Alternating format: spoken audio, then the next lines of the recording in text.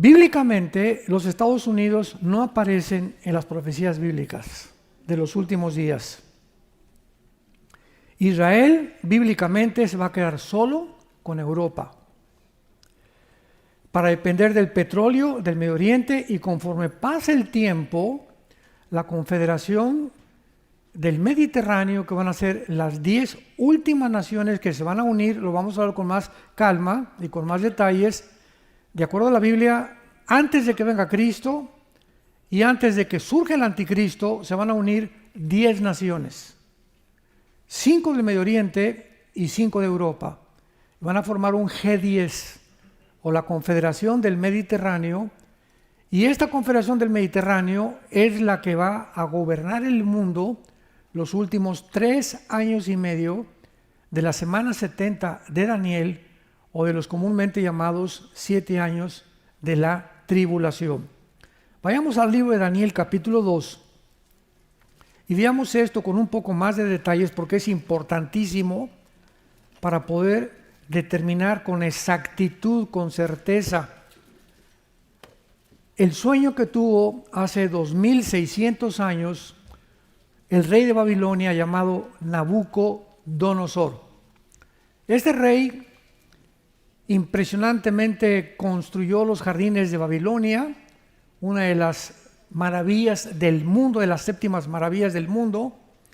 Este rey levantó Babilonia como uno de los imperios más grandes que ha habido en la antigüedad, más que el imperio egipcio, asirio.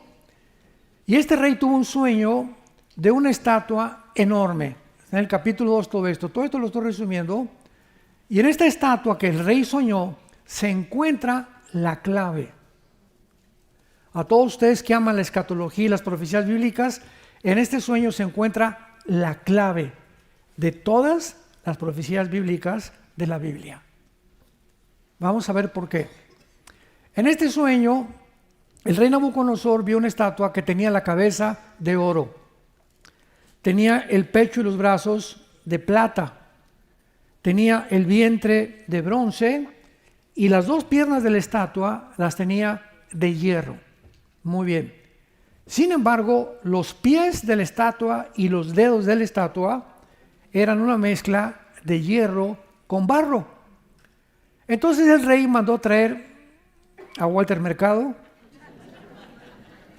chamanes, brujos, espiritistas, astrólogos, etcétera, etcétera, para que le interpretaran el sueño.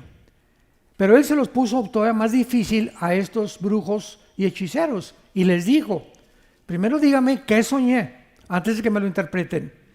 Y si no me dicen qué soñé, les voy a cortar la cabeza a todos. Entonces, Daniel, que era un muchacho judío que fue llevado, exiliado a Babilonia, en uno de los sitios que Babilonia le puso a Israel, ya trabajaba en el imperio babilónico y estaba muy cerca del rey Nabucodonosor, quien los había enviado a prepararlos, a los jóvenes, eran 4 judíos, entre ellos Daniel, para que pudieran hablar el idioma de Babilonia, la cultura, las tradiciones y la comida. Entonces Daniel oye este mensaje que van a matar a todos los sabios de Babilonia, entre los cuales él se encontraba, y acude con el jefe de Nabucodonosor, un capitán de la guardia, y le dice: dile al rey que por favor nos dé un poco de tiempo porque vamos a orar, mis amigos y yo, y que nos permita orar y nosotros le vamos a interpretar el sueño. Entonces Daniel se pone a orar y dice claramente en el capítulo 2, versículo 19: entonces el secreto fue revelado a Daniel en visión de noche, por lo cual bendijo Daniel al Dios del cielo, y Daniel habló y dijo: sean bendito el nombre de Dios de siglos en siglos, porque suyos son el poder y la sabiduría. Él muda los tiempos y las edades, quita reyes y pone reyes, da la sabiduría a los sabios y el conocimiento a los entendidos. Revela lo profundo y lo escondido, conoce lo que está en tinieblas y con él mora la luz. Entonces Dios le revela a Daniel el sueño y la interpretación. Y Daniel acude al rey y le dice lo siguiente, pongan mucha atención: oh rey, esa estatua, la cabeza de oro, representa a tu imperio. O sea, si ustedes quieren poner ahí en sus apuntes, ¿verdad? La cabeza de oro representa a Babilonia, que es igual a las naciones de Irak, de Siria y del Líbano. Porque en el Antiguo Testamento, la Mesopotamia, que significa entre dos ríos, cubría estas áreas geográficas que actualmente se separaron, pero en el Antiguo Testamento Babilonia era Siria e Irak de la modernidad, junto con el Líbano. Entonces, cuando le está diciendo Dios a Daniel, la cabeza es Babilonia, vamos a ir apuntando, porque estos son las naciones, escúchenme, estas son las naciones que van a formar parte del reino del anticristo. No va a estar San Antonio o Estados Unidos, ¿verdad? Ni ningún país tampoco del todo el continente americano. Lo vamos a ir viendo. Entonces ya tenemos Irak, Siria y el Líbano están apuntadas proféticamente para ocupar en los tiempos que estamos viviendo y después del arrebatamiento de la iglesia, parte de las tres naciones que forman el gobierno del anticristo. Qué interesante que ahorita se encuentra el conflicto ahí precisamente. Qué interesante, ¿verdad?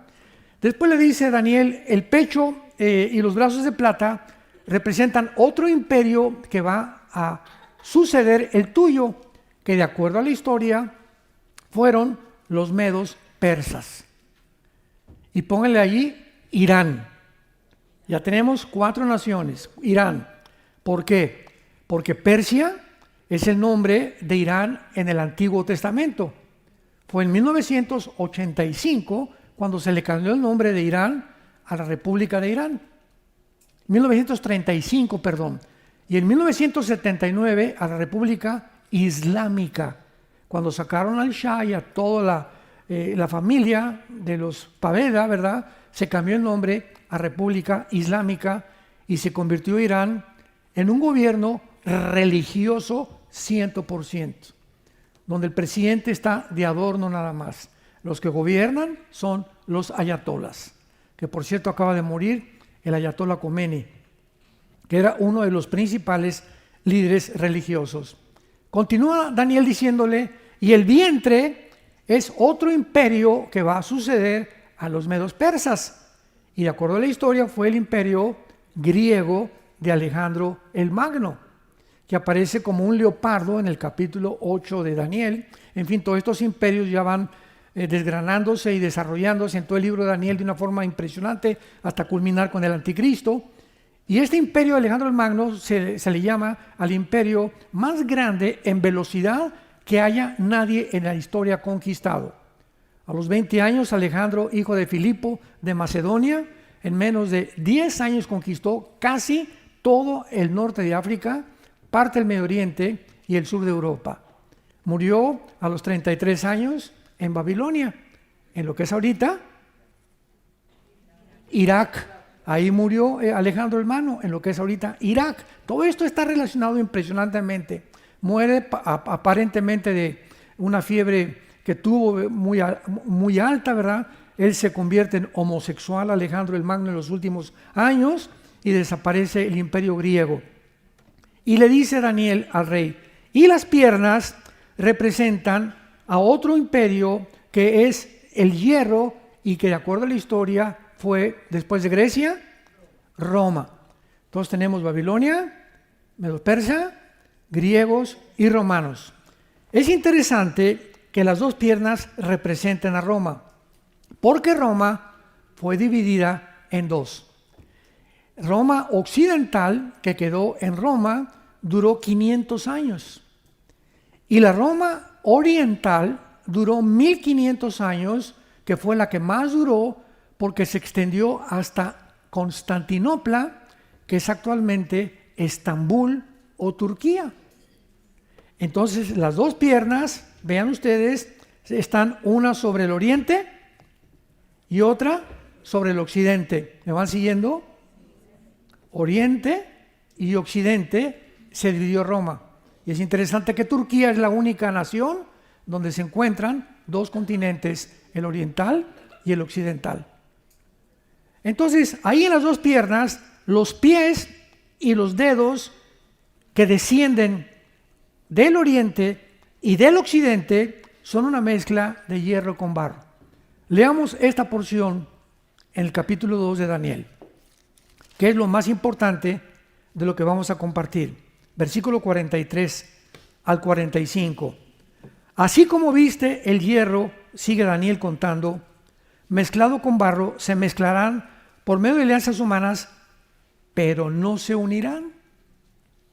Se van a mezclar, pero no se van a unir, como el hierro no se mezcla con el barro. Y en los días de estos reyes, de estas 10 naciones representadas por los dedos de los pies, en esos días el Dios del cielo levantará un reino que no será jamás destruido, ni será el reino dejado a otro pueblo. Desmenuzará y consumirá todos estos reinos, pero él permanecerá para siempre. De la manera que viste que del monte fue cortada una piedra, no con mano, la cual desmenuzó el hierro y el bronce, el barro y la plata y el oro, el gran Dios ha mostrado al rey lo que ha de acontecer en lo porvenir. El sueño es verdadero y fiel su interpretación. En esta imagen de la estatua, Daniel vio una piedra que venía del cielo y pegaba en los pies de la estatua. Y el momento en que pegaba en los pies de la estatua, se derrumbaba toda la estatua. Esta piedra es Jesucristo. Aquí lo dice claramente. Él es la piedra, Él es la roca. Entonces, en los días de estos 10 reyes, de estas 10 naciones, 5 gobiernos que van a formar en el Medio Oriente y 5 en el Occidente, porque el Imperio Romano abarcó Europa, el norte de África y el Medio Oriente. Hace mucho tiempo se estuvo manejando la idea de que el antiguo Imperio Romano iba a resurgir nada más de Europa y que el anticristo iba a ser romano o iba a ser italiano, porque el Imperio Romano, pues el Imperio Romano se nos olvida que también formó parte del norte de África y del Medio Oriente. Entonces descartaron esa sección, ese territorio en las interpretaciones que hace 10, 15 años se dio de este pasaje. Entonces aquí es muy importante que veamos que el momento en que la piedra golpea los pies, toda la estatua desarrolla, indicándonos el Espíritu Santo con esto, que cuando Cristo venga, estarán vigentes Irak, Siria, el Líbano, Macedonia o Grecia, ¿verdad? Y parte del Imperio Romano, que va a formar parte del último gobierno del anticristo. Esto es muy importante porque si brincamos al capítulo 8, le estoy dando un bistec a partir.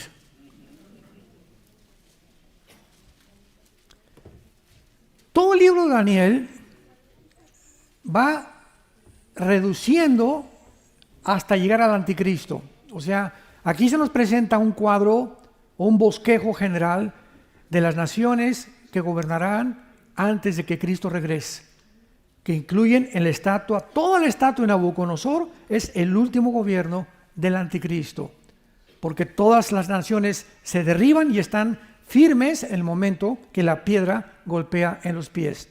No solamente destruye los pies, destruye a todos la estatua, indicando a todos los gobiernos y todas estas naciones.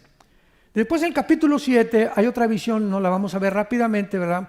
Hay 4 bestias, que es un leopardo, que es Grecia, tenemos un oso y tenemos también a un león, que representan a diferentes naciones. Las naciones, el león a Babilonia, el oso a Irán y el leopardo a Grecia. Y hay estas 4 naciones que representan a los 4 figuras de los metales de la estatua. En el capítulo 2 son 4 metales, en el capítulo 7 son 4 bestias.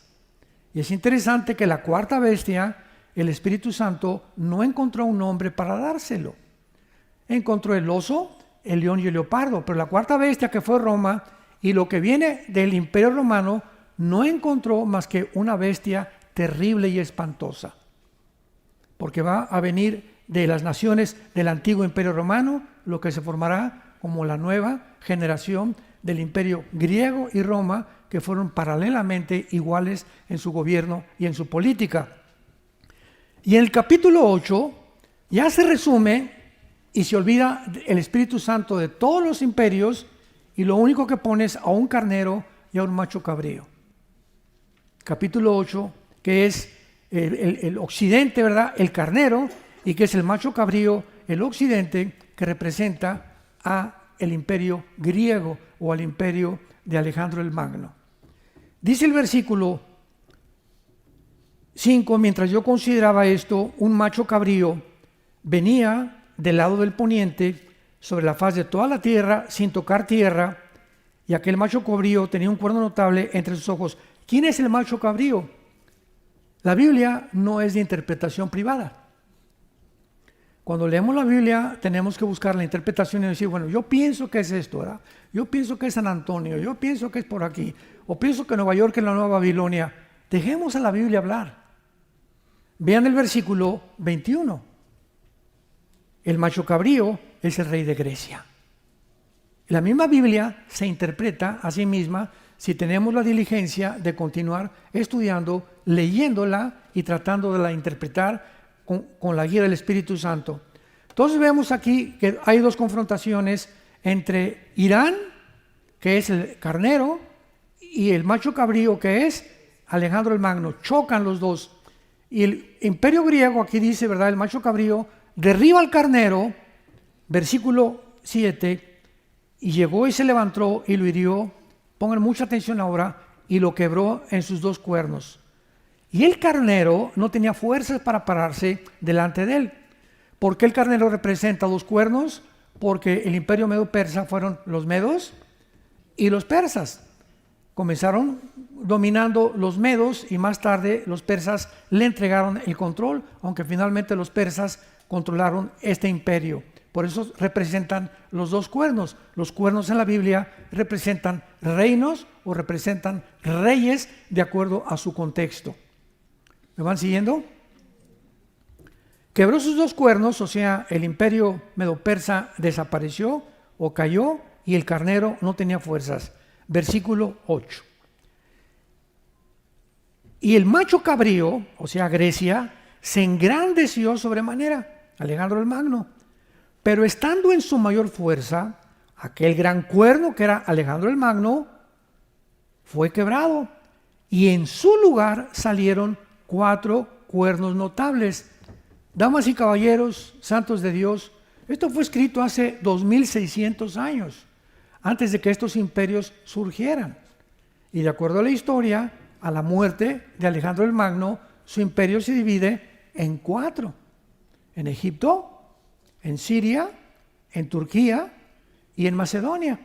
Sus 4 generales de Alejandro el Magno querían reunificar otra vez, se pelearon entre ellos, pero finalmente fueron separados en 4 lugares. Ahora, la Biblia nos dice que de una de estas 4 divisiones que tuvo el imperio griego, saldrá el anticristo. Dijimos que era Egipto, Siria, Macedonia o Grecia y Turquía. De una de estas 4 naciones va a surgir el anticristo. Leámoslo a continuación. Y de uno de ellos, versículo 9, de una de las 4 divisiones, de uno de los cuernos, ¿van bien? Salió un cuerno pequeño, que en el capítulo 7 es el anticristo. El cuerno pequeño es otro de los nombres que se le da al anticristo. De uno de ellos salió un cuerno pequeño, y vamos a ver qué es el anticristo. Creció mucho al sur y al oriente y hacia la tierra gloriosa, pero no hacia el norte. Y se engrandeció hasta el ejército del cielo. Ninguno de los 4 generales que tuvo Alejandro el Magno se le pueden adjudicar estos calificativos o estas cosas que menciona la Biblia. Se engrandeció hasta el cielo. ¿Quién? El cuerno pequeño. Parte del ejército de las estrellas se echó por tierra. Las estrellas son los ángeles caídos. Que en Apocalipsis 12 se menciona que la tercera parte de las estrellas, que son los ángeles caídos, Satanás o Lucifer, arrastró con él en su rebelión final. Vamos uniendo precepto sobre precepto, línea sobre línea, versículo con versículo, bajo todos un contexto. Y así es como podemos interpretar verdaderamente la Biblia. Y nos lleva tiempo para hacer esto. Pero es maravillosa cuando llegamos a la final conclusión. Echó por tierra y las pisoteó. Aún se engrandeció contra el príncipe de los ejércitos, que es Jesucristo. Y por él fue quitado el continuo sacrificio, y el lugar de su santuario fue echado por tierra. Aquí, en todos los expositores de los libros de escatología que he leído, hermanos en Cristo, grandes hombres de Dios, algunos hace como 15, 20 años decían que este era Antíoco Epífanes, que fue un griego que se levanta para sitiar a Israel, hace una matazón tremenda, y una familia de judíos llamados los Macabeos se levantan contra Antíoco Epífanes y lo derrotan, y él quitó el sacrificio de los judíos. Entonces, en la Biblia puede haber una profecía con doble significado, un significado presente y otro significado futuro. Pero a Antíoco Epífanes no se le puede atribuir que él se engrandeció hasta el cielo, ni que echó a los ángeles del cielo, ni tampoco que se puso y se brincó en contra de Jesucristo. Eso solamente puede ser atribuido al anticristo, de acuerdo a Mateo 24 y al libro de Apocalipsis. Ahora, ¿de cuál de estas cuatro divisiones saldrá el anticristo? La Biblia nos muestra que el anticristo va a surgir y va a ser musulmán. El anticristo va a ser musulmán y va a surgir de la zona geográfica entre Siria e Irak. De Siria. Entre Siria e Irak surge el anticristo. ¿Por qué va a ser musulmán? La Biblia profetiza en Daniel 9, 24 al 27, la famosa 70 semana de Daniel. No vamos a meternos en detalles. Pero el versículo 27 nos muestra que el anticristo va a hacer un pacto por 7 años con la nación de Israel. Ahora, vamos a seguir esto. Imagínense al anticristo, que es un hombre que se enfrenta, vamos a ver, esto es una mesa, supongamos que yo soy el anticristo, y aquí está todo el gobierno de Israel. Me siento con ellos. ¿Qué poder va a tener el anticristo para sentarse con el gobierno de Israel? ¿Y qué circunstancias estará atravesando Israel para que le pida ayuda desesperada a este varón? Lo que nos habla que Israel va a debilitarse muchísimo ahora con los ataques que está teniendo, por lo cual recurrirán Isaías 28 a hacer un pacto de la muerte con el anticristo. Muy bien, el anticristo se va a sentar con Israel y les va a decir, fíjense, les prometo que ninguna de las naciones árabes ni musulmanas los va a tocar. ¿Quién puede tener un poder para detener al mundo árabe y musulmán que no se acerquen a Israel? Un musulmán. Y de acuerdo a la teología del Islam, que está dividida en los suníes y en los chiitas, están esperando ellos a su Mesías que se llama el Mahdi. El Mahdi. Y creen que a través de una guerra va a surgir este hombre. Y cuando venga el Mahdi, para el Islam, para ellos el Mesías, para nosotros es el anticristo. Entonces va a tener un poder tan grande el Mahdi, que es el único siendo musulmán, de decirles, ¿verdad? Y ¿cómo creen ustedes que el mundo islámico va a respetar a este hombre y el mundo árabe si este hombre no significa para ellos algo, pero superior? Él es el hombre que están esperando, el Mesías. Y le está diciendo ahora, ¿verdad? Vamos a darles pues. Pero en el Islam hay un doble manejo de la verdad. Por ejemplo, cuando Yasser Arafat firmó el contrato de la supuesta paz con Yitzhak Rabin en la Casa Blanca con el presidente Clinton, le dijo Yasser Arafat a Yitzhak Rabin, te prometo que vamos a tener paz. Y cuando llegó al Medio Oriente les dijo, no es cierto, les mentí. Porque dentro del Islam existe en el Corán el doble juego. Miénteles a los enemigos y dinos la verdad a nosotros. Por eso siempre cuando dicen queremos la paz, no es cierto que quieren la paz, quieren exterminar el Estado de Israel. Tenemos que comprender la religión y la forma de pensar para que entendamos el mundo cómo se encuentra. Entonces, este hombre, el Mahdi, se va a sentar con el gobierno de Israel, les va a prometer y a los 3 años y medio va a violar el pacto. Mateo 24, 15 al 21.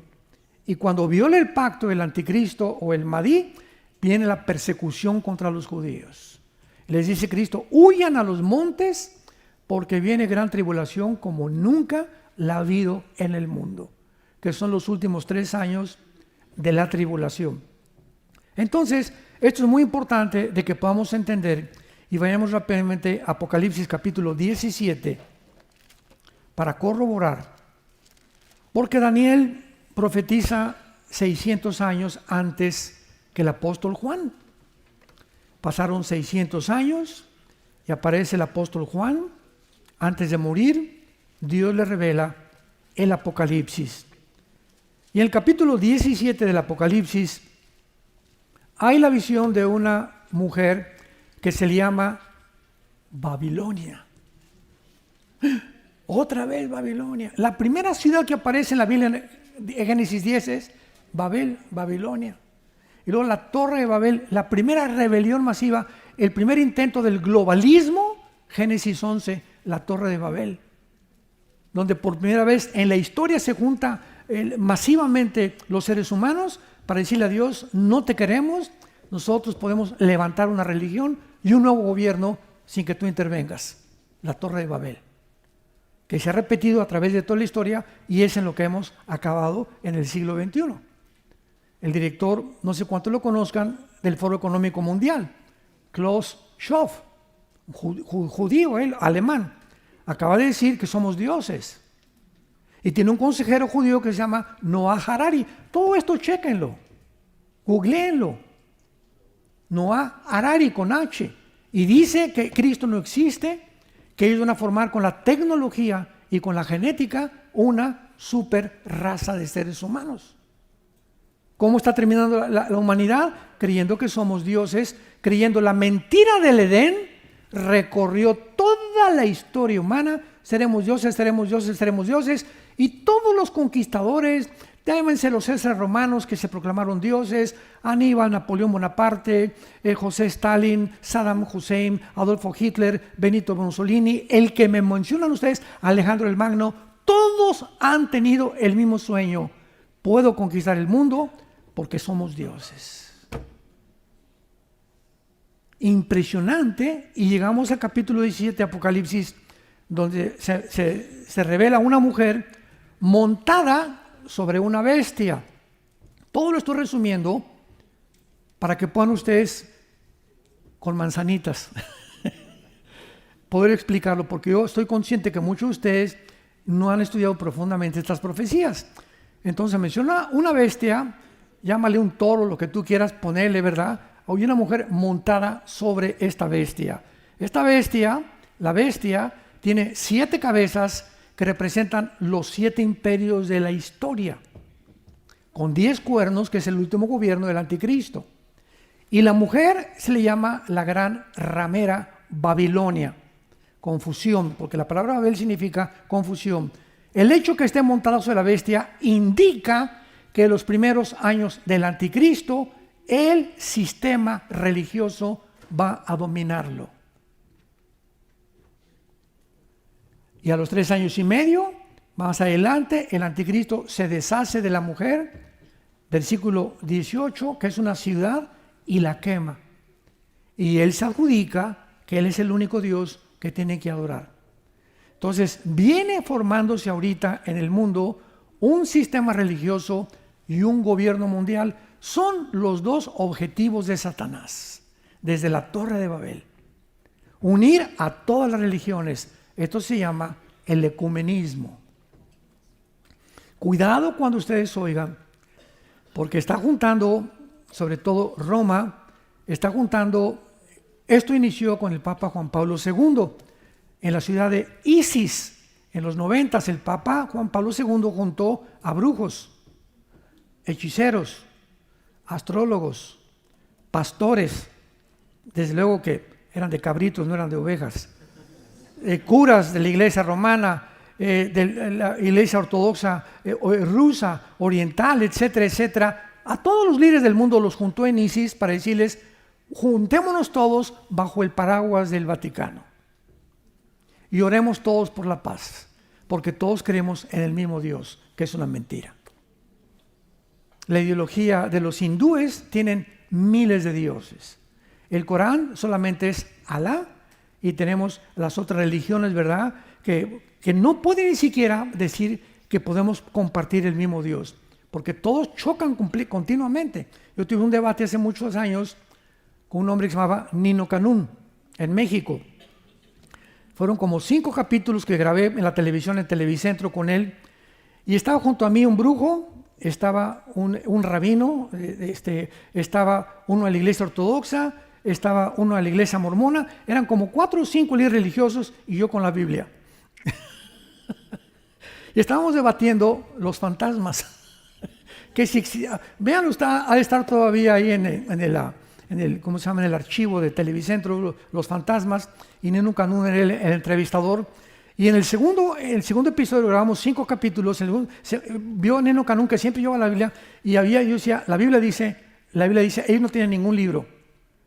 Yo decía, la Biblia dice, y me dice Canún en el segundo capítulo, en aquel tiempo no tenía yo doctorados, me dice: oiga, pastor, usted ya no puede traer la Biblia para el 3er capítulo. Le digo: ¿por qué? Y me pasó un video donde el brujo que estaba conmigo, cada vez que la abría, se le ponían los ojos blancos. Y ahí estaba, vean ustedes, yo no estoy mintiendo. Y comenzaba a sudar. Para no hacer el cuento tan largo, acabaron los 6 capítulos. Y entonces, resumí, les dije: todos ustedes, ¿verdad?, están hablando de sus líderes y de su metodología para poder encontrar a Dios, pero ¿de dónde sacaron ustedes esta sarta de inventos y esta sarta de cosas que son fantasiosas y que no tienen ningún apego a la verdad? Le dije: el libro del Mormón, o el libro del Islam, ve el Corán, o vea el Mahajarivana Sutta de Buda, o el Tripitaka, o de los Vedas, etcétera, etcétera. No hay un líder, les dije a todos, no hay un líder como Jesucristo. Les dije a cualquiera, díganme ustedes, atrévanse ahorita a decirme quién es su líder. Y los reto que me digan que hay un libro que supera la Biblia en conocimientos científicos, genéticos, antropológicos, paleontológicos, de medicina, de geografía, de historia, de lo que tú me menciones. Atrévanse y díganme y compárenme. Busca en las bibliotecas del mundo entero un libro semejante a la Biblia. Se quedaron callados. Dice: Jesucristo es el camino, la verdad y la vida. Así terminé.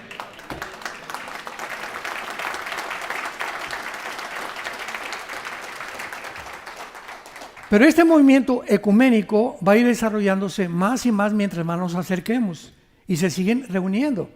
Y ahorita, bueno, algún día cuando estábamos compartiendo en el Hotel Marisabel Sheraton en México, en los 90 prediqué sobre el aborto, y me llegó una carta del arzobispo de Washington diciéndome: oiga, señor Duchin, estamos de acuerdo nosotros, la iglesia romana, estamos compartiendo lo mismo, estamos en contra del aborto, quisiéramos que trabajáramos juntos. Me mandó una carta el arzobispo de Washington, y yo le contesté, consulté, estuvimos orando, mi esposa con otros pastores, y le contesté: le agradezco mucho, es verdad, estamos en contra, pero no podemos trabajar juntos, porque la Biblia dice: ¿podrán caminar 2 juntos si no estuvieran de acuerdo? Amós capítulo 2. Le dije: desgraciadamente la forma como ustedes dicen que ir al cielo es a través de la iglesia. La Biblia dice que es a través de Cristo. Entonces la iglesia no puede salvar a nadie. Roma no salva a nadie. Ustedes dicen que María es la madre de Dios. Si es madre de Dios, es diosa. Y fue madre de Jesucristo, hombre, pero no de Dios, por el amor de Dios, le dije. Total que era un movimiento que no caímos en la trampa, pero así lanzan por todos lados: no, estamos todos juntos, todas las religiones llevan a Dios. ¿De veras todas las religiones llevan a Dios? Si es verdad, Jesucristo ha sido el impostor y el psicópata y el mentiroso más grande de la historia, porque dijo, nadie va al Padre si no es por mí. Entonces, ¿crees lo que Jesús dijo o lo tomas como un lunático, psicópata, absurdo, que no tiene por qué seguírselo oyendo? Pero Él abrió sus brazos en una cruz y dio su vida por ti, por ti, por ti. Para que no creas sus palabras, sino lo que Él había vivido.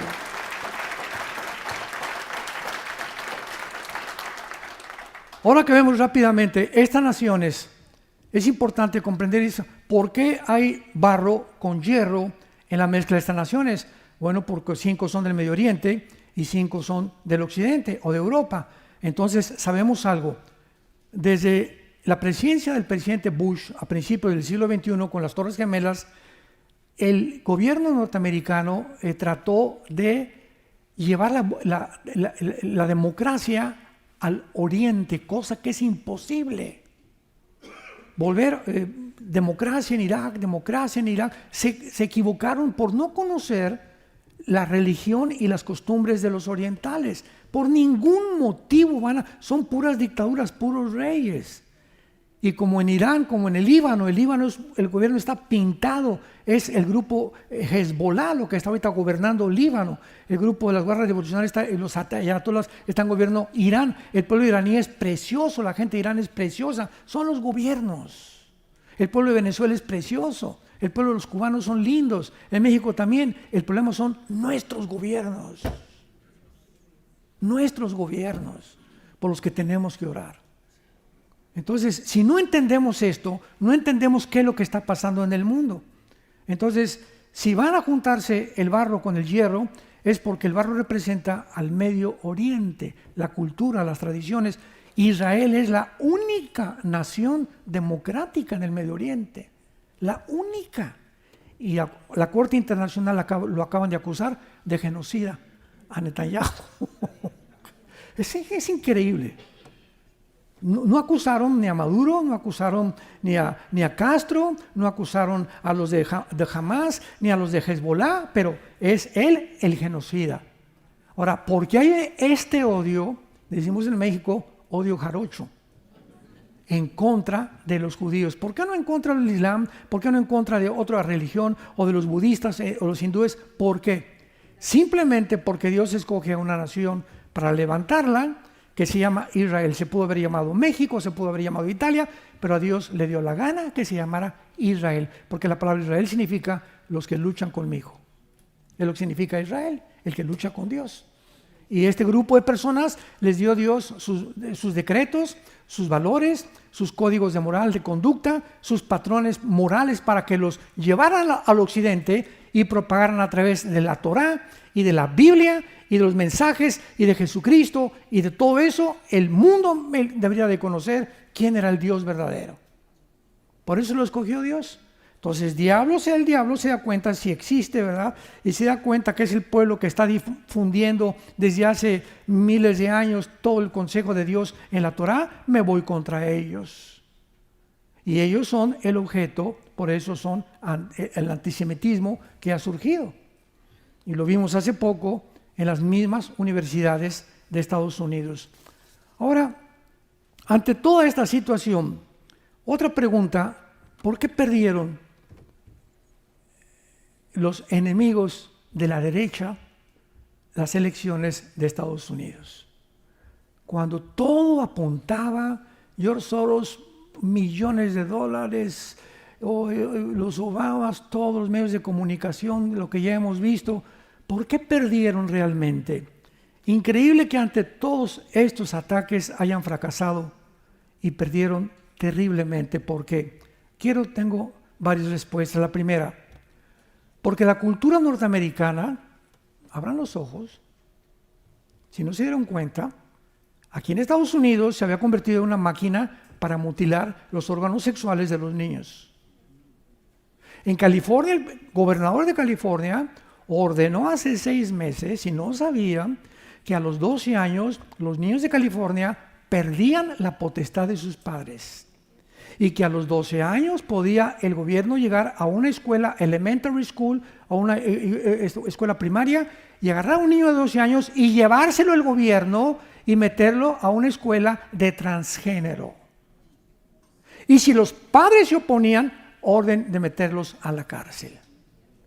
Las mismas leyes en Canadá. Justin Trudeau, ¿verdad?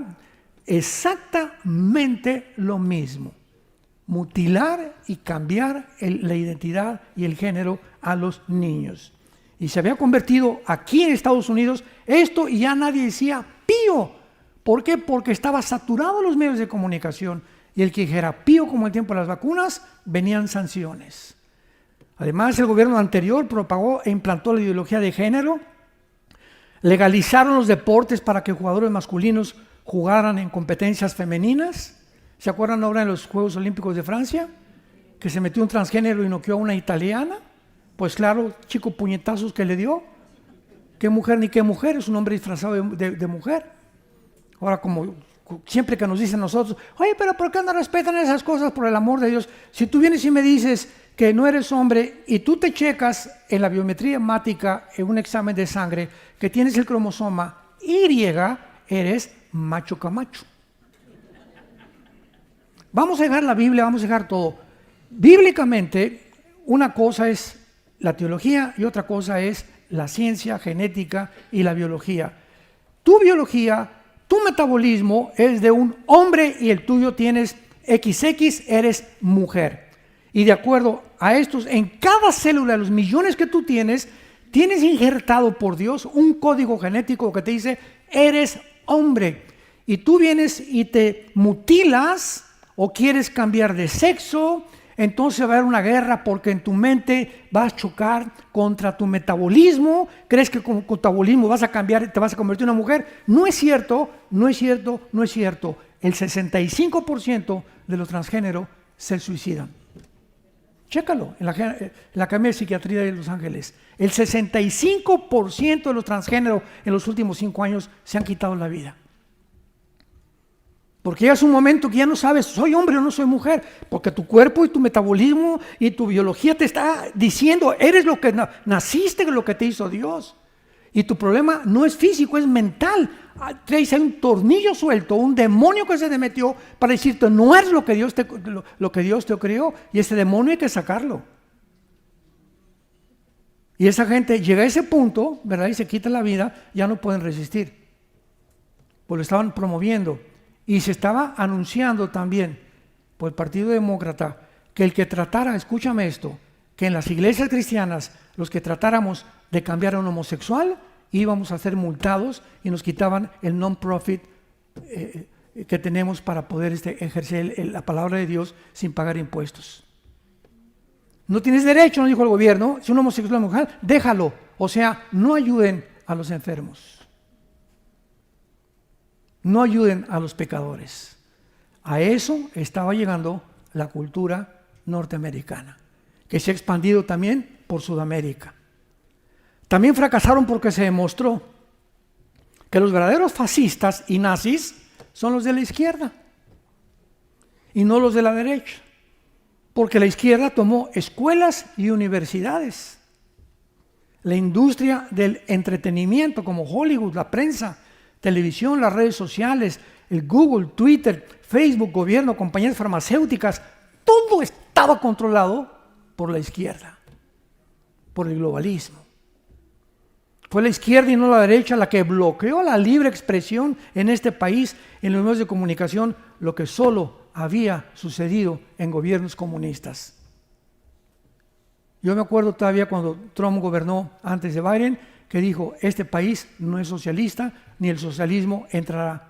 Y ahora acaba de declarar en una de sus últimas conferencias, hace como una semana, todos los que pongamos en el gobierno van a ser anticomunistas. Aquí el socialismo no tiene partida aquí en este país, porque no tiene nada. ¿Cómo podíamos imaginarnos que Estados Unidos fuera a caer en el comunismo? Lo crees en Venezuela, países pobres, y en México, Guatemala, etc. Pero Estados Unidos comunista, por el amor de Dios, pues estaban a punto ya. Si no viene esta elección, se acaba Estados Unidos. Yo le dije, Señor, si viene esta elección y gana este movimiento de izquierda, oye, el globalismo, Padre, pues llévanos y ya no hay que, dinos Si ya no hay predicar, si vamos a estar encerrados, si no nos van a limitar, y no tenemos la gracia del gobierno, pues ven por nosotros ya. Pero dijo Dios, no, todavía tengo bastante pueblo que es mío, que no han doblado sus rodillas ante Baal.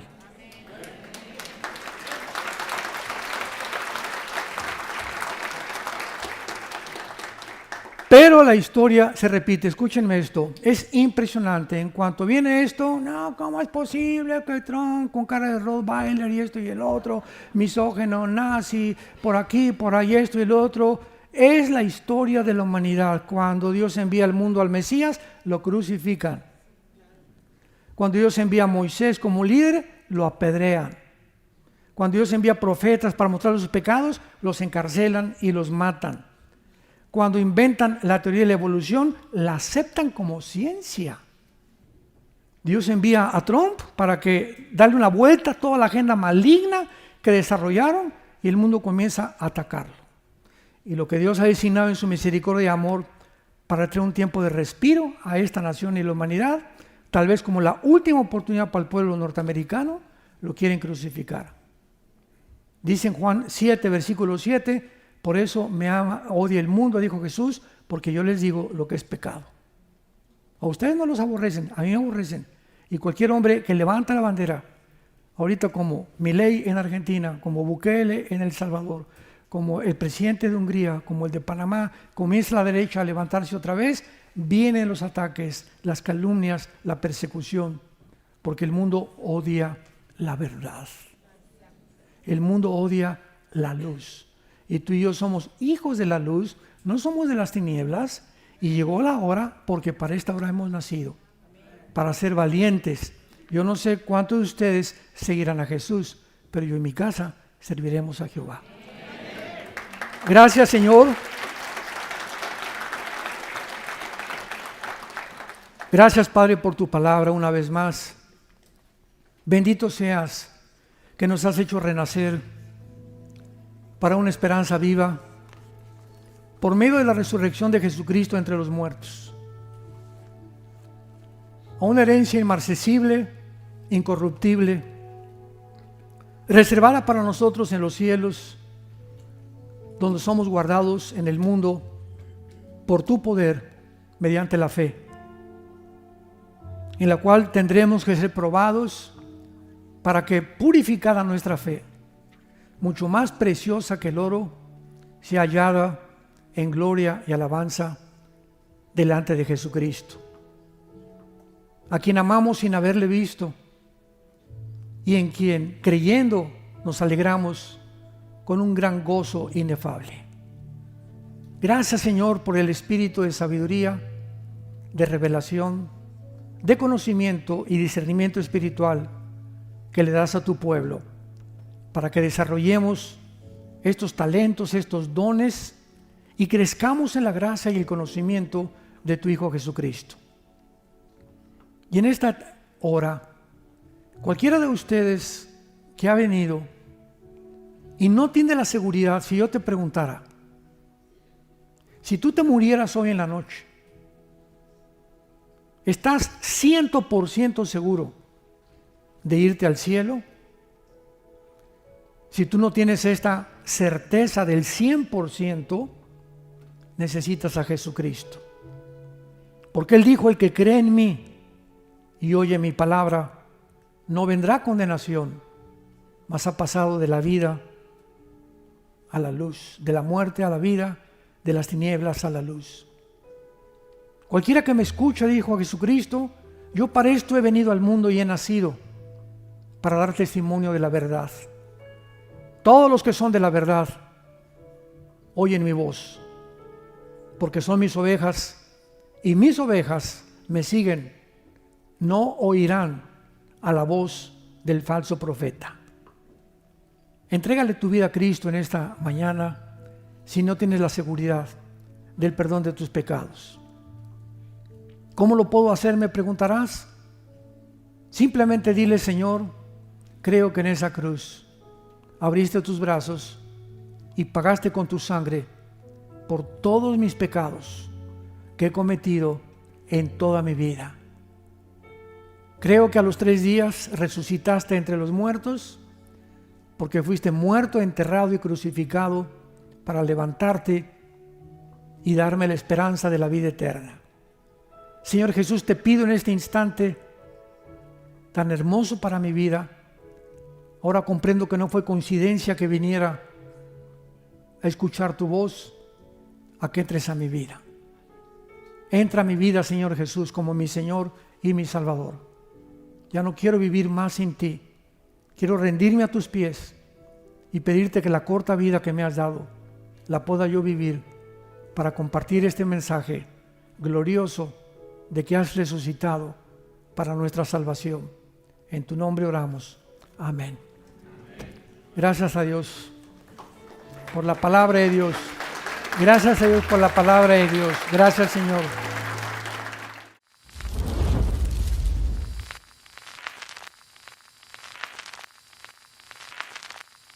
Hola, ¿qué tal? Me da mucho gusto saludarles y quisiera simplemente comunicarles que gracias a todos ustedes a través de todas las naciones del mundo que aman la palabra de Dios y que realmente están interesados en que nosotros como organización Vida Nueva para el Mundo y Armando Alducin Ministries continuemos predicando el Evangelio de la Gracia de Jesucristo y que podamos nosotros continuar haciéndolo gracias a sus donaciones. Este año cumplimos 46 años de ministerio, 46 años donde hemos predicado, hemos enseñado, hemos tenido seminarios y de diferentes formas de estudios bíblicos alrededor del mundo y hemos pensado y considerado de una forma fiel el Evangelio de la sana doctrina de Jesucristo. Nosotros, con todas estas donaciones, tenemos que sostener pastores, misioneros, obras, equipos de televisión y aún continuamos buscando la manera de poder elevar este ministerio. Hasta este momento quiero que ustedes estén enterados que no tenemos una sola propiedad como organización y así hemos trabajado durante 46 años porque le damos la importancia a la evangelización, a las misiones y también a los hombres de Dios para levantar más pastores. Le damos las gracias y que pueda Dios con su gracia tocar sus corazones y que puedan ustedes invertir en un terreno donde es fructífero, porque creemos que ha producido bastante buen fruto para la gloria de Dios. Gracias, muchas gracias por sus aportaciones y por las donaciones que sabemos ustedes continuarán haciendo para que podamos continuar siendo fieles en la predicación del Evangelio de la gracia de Dios. Que Dios les bendiga.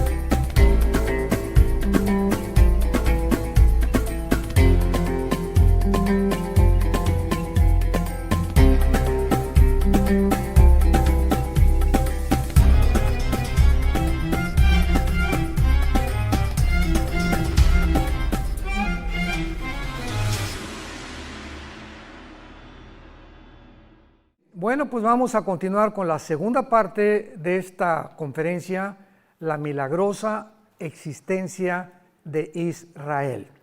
Yisrael se dice en hebreo, Y-I-T, Yisrael. Cuando abordamos el tema o el tópico de Israel, es imprescindible, sobre todo ya que estamos aquí, entender por qué Dios escogió esta nación. Dios, en primer lugar, es un Dios de orden y es un Dios de diseño. Los cielos cuentan la gloria de Dios, vemos en el universo un diseño, ¿correcto? Y vemos un orden, o sea, la Tierra gira en 24 horas sobre su eje, con una inclinación de 23 grados y medio exactamente sobre su eje, en 365 días alrededor del Sol. Gracias a este movimiento alrededor del Sol, tenemos las 4 estaciones del año. Y la Tierra no se mueve de su eje, gira a la misma velocidad de rotación y de traslación. Entonces vemos en todo el universo un orden y un diseño que es imposible de romper. Las galaxias están cada día extendiéndose y durante muchos años los físicos o los científicos o astrónomos estuvieron tratando de determinar si la Tierra giraba alrededor del Sol o el Sol giraba alrededor de la Tierra. Cuando Galileo Galilei en 1625 más o menos descubre con su telescopio que es la Tierra la que gira alrededor del Sol, el Vaticano lo condenó a muerte. Que lo querían matar porque cómo era posible que un dogma que se había establecido se pudiera violar. Y después pasaron diferentes posiciones y una de ellas fue algo que se acaba de descubrir, que realmente si la Tierra o la materia era eterna o fue creada. Entonces muchos astrónomos y científicos comenzaron a alegar que pues el universo realmente tenía que haber tenido un principio, y cuando comenzamos a entender la Biblia, por ejemplo en Hebreos capítulo 1 que dice, Señor, los cielos envejecerán, pero tú permaneces igual, nos muestra lo que hasta que se descubrió la primera y la segunda ley de la termodinámica, que es la ley base de todas las disciplinas científicas, porque todo se basa en la primera y la segunda ley de la termodinámica. La segunda ley dice que todo se oxida, que todo se echa a perder, así que la misma física estaba estableciendo que realmente la Tierra tuvo un principio y tendrá un final, que es lo que establece la segunda ley de la termodinámica, tal como la Biblia se adelantó a la física, como se ha adelantado a la genética, a la paleontología, a la antropología, a la astrología, a la antropología, etcétera, etcétera, y a todas las demás disciplinas académicas. La Biblia es maravillosa. Entonces la Biblia ya predecía hace más de 3000 años que la Tierra tenía que acabarse, el Sol pierde millones de toneladas cada segundo de masa y todo tiende a un deterioro, tal como la Biblia lo profetizó. Muy bien. Una vez que Dios hace todas estas cosas, el orden y el diseño, crea al ser humano. Los ángeles fueron creados antes que nosotros, y es lógico que al crear al ser humano, Dios nos tenía que dar leyes, y a Dios le interesaba, por supuesto, que esas criaturas que somos nosotros, pudiéramos estar conscientes de su existencia. Los animales, los changos, los cocodrilos, los conejos, las tortugas, los insectos, las aves, no tienen conciencia de Dios. Y esta es la más grande diferencia. Si alguna persona me dice, ¿cuál es la diferencia entre nosotros? Como una vez a mi esposa y a mí nos dijo el pediatra de nuestros hijos cuando eran chiquitos, acostamos a Caleb un día, y lo tenía examinando el pediatra, y nos dice, miren el hoyito que tiene aquí en el coxis, es donde teníamos la cola. Y estoy hablando de un pediatra, director, me reservo, de uno de los más grandes hospitales de pediatría de la Ciudad de México, una eminencia en pediatría. Yo me quedé absorto. ¿Cómo es posible que esta persona siga creyendo en la teoría de la evolución? Yo recuerdo que entonces le pregunté cuál es la diferencia entre los hombres y los animales. No es la crin, no es la cola, no es nada. La Biblia es el único libro que nos dice que no venimos de los animales y que la conciencia de Dios es la que nos distingue de toda la creación. Nunca verás un congreso de conejos, alabaré, ni de chimpancés, ni de orangutanes, ni de delfines, que son los animales más inteligentes, ni de perros, porque la conciencia de algo o alguien que existe, dice Eclesiastés 3:11, que Dios puso la eternidad en tu corazón y en mi corazón. No ha existido una sola tribu, una sola civilización, jamás en la historia, que no haya adorado a algo o a alguien. Como dijo una vez el doctor Sigmund Freud, el hombre es un ser humano religioso y completamente equivocado, porque Dios no puede ser adorado más que a través de la mente y no del espíritu. De alguna manera, él reconoció que el hombre es una persona incorregiblemente religiosa. Entonces, al crearnos Dios, Él tenía que escoger un puntito en el globo terráqueo, un puntito geográfico, donde Él pudiera determinar, y a través de los 6,000 años de historia, que todas las naciones se concentraran en ese puntito que Él puso, porque dice Ezequiel capítulo 5, versículo 5, que Israel es el ombligo de Dios.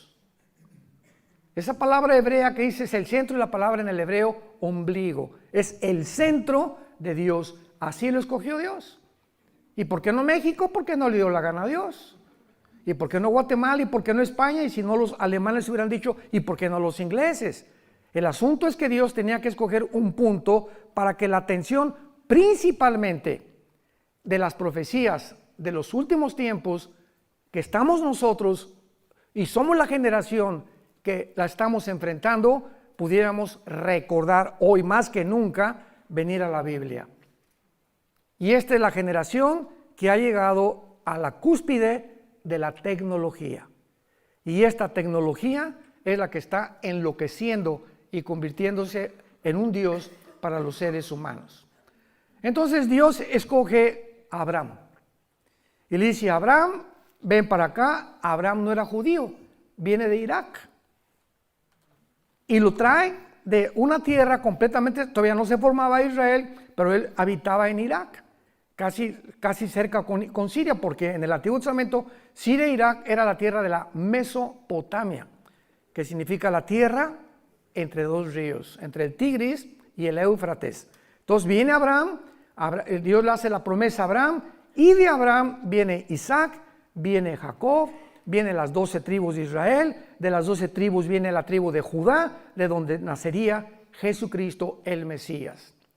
Entonces Dios comienza a establecer ¿qué cosa? Un orden, un diseño secuencial, cronológico, para poder ordenar la historia, y los cristianos venimos a la Biblia y encontramos en la Biblia este orden cronológico, secuencial, histórico, y conforme la historia va avanzando, descubrimos que simplemente la Biblia se adelanta a la historia. La Biblia es la historia escrita por adelantado, para que nosotros comprobemos que solo Dios lo pudo hacer. Es imposible que el ser humano haya podido determinar desde el principio las leyes de la genética. Génesis 1, 11 y 2. Las semillas tendrán su semilla y se reproducirán de acuerdo a su género y especie. El chango conforme a su género y especie. La naranja tendrá una semillita y contendrá los minerales y las vitaminas que van a beneficiar al ser humano. Las manzanas van a ser manzanas, las uvas van a ser uvas. Todo absolutamente Dios lo determina a través de las semillas. El esperma del ser humano no puede mezclarse con un chango, ni tampoco un hombre con un hombre, ni una mujer con una mujer. Todo está establecido en el orden de Dios. Llegamos al siglo XXI, la tecnología nos enloquece y nos atrevemos a tratar de decir que hay más de dos géneros, que ya es la locura, y es la psicopatía, como habíamos mencionado anoche. Entonces se forma la nación de Israel, y ya vimos hace 2 días para formar la primera nación monoteísta.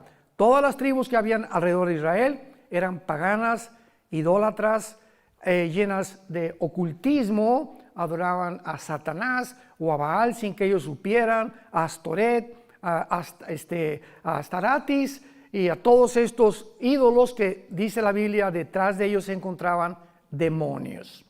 Entonces Dios escoge una nación para que a través de ellos venga el Mesías, y a través de todas las generaciones llegamos a Lucas y llegamos a Mateo, encontramos algo completamente excepcional en la historia de la heráldica del ser humano. ¿Qué cosa es? ¿Tú te acuerdas quién es tu la abuela? Ahora saben lo que acaban de descubrir dentro de la genética, que genéticamente tú puedes decir, bueno, pues porque mi esposo y yo no hicimos un examen que mandamos salir o no sé qué cosa, y nos dijeron que teníamos mezcla de qué y de qué y qué nacionalidad. Pero se está descubriendo que no puedes llegar a más de 5 o 6 generaciones, porque tal vez octava o décima generación tenías otra ascendencia completamente diferente, porque hasta antes de la séptima o octava generación, genéticamente es imposible ya deducir de dónde vienes tú, o sea, tu origen realmente. El único ser humano al que se le puede trazar su genealogía desde el principio de la creación es a Jesucristo. Que está la generación desde Abraham, para darnos cuenta en Lucas y en Mateo, hijo de tal, hijo de tal, hijo de tal, y termina María y termina siendo la madre del Mesías. Entonces, cuando Jesús apareciera, él tenía que tener credenciales y él tenía que demostrar al mundo que él era el Mesías. Y cualquier persona que quisiera investigar, historiador o geólogo o antropólogo, la historia y la ascendencia de Jesucristo, la podía encontrar. Es la única persona que se le puede trazar la genealogía desde Abraham. Y lo hizo Dios a propósito para que entendiéramos que a través de esa nación que es Israel, era el único pueblo monoteísta. Y por eso hizo que expulsaran a todos los cananeos, porque se mezcló la genética de los ángeles. Quisieron pervertir la genética en el capítulo 6 del Génesis, produjeron una raza híbrida. Fue el primer intento de Satanás de mezclar el esperma con otro esperma, una semilla con otra semilla, prohibido por las leyes de la genética de Dios. Tú no puedes mezclar un caballo con una burra porque nace una mula y la mula es híbrida. Ya no se puede reproducir porque violó las leyes de la genética de Dios, que hasta 1954 se descubrieron. Hasta 1954. Por el doctor Crick y Watson, premios Nobel de Medicina. Muy bien. En segundo lugar lo vimos también, pues Dios es el legislador de la moral. ¿Quién puede decir que es bueno o que es malo, menos en el tiempo que hemos llegado? Precisamente por ignorar las leyes de la Biblia, se inventan más géneros. Y nada más hay 2 géneros. Y ya cerrando la Biblia, la biología nos dice que somos macho y hembra, varón y hembra, por el cromosoma Y y por el cromosoma 2X de las mujeres. Y el momento que el esperma de mi papá fertilizó el óvulo de mamá, en el momento de la fertilización, los 23 cromosomas de mi padre y los 23 cromosomas de mi madre forman un cigote de 46 cromosomas, y en ese momento de la fertilización somos hombre o mujer. Desde la fertilización está determinado el sexo que tú y yo íbamos a hacer. Esto es impresionante. Y ya esta información del cigote, ¿verdad? Ya dice, tú vas a ser hígado, tu páncreas, tu sistema nervioso, tu corazón, tu piel. Imaginémonos el mecanismo y la inteligencia que existe dentro de una célula. Y tenemos billones de células, todos los seres humanos, conteniendo una información inteligente. Si yo voy en la playa y me encuentro un papel que dice, Chencho, te quiero, te callites y no me recogites.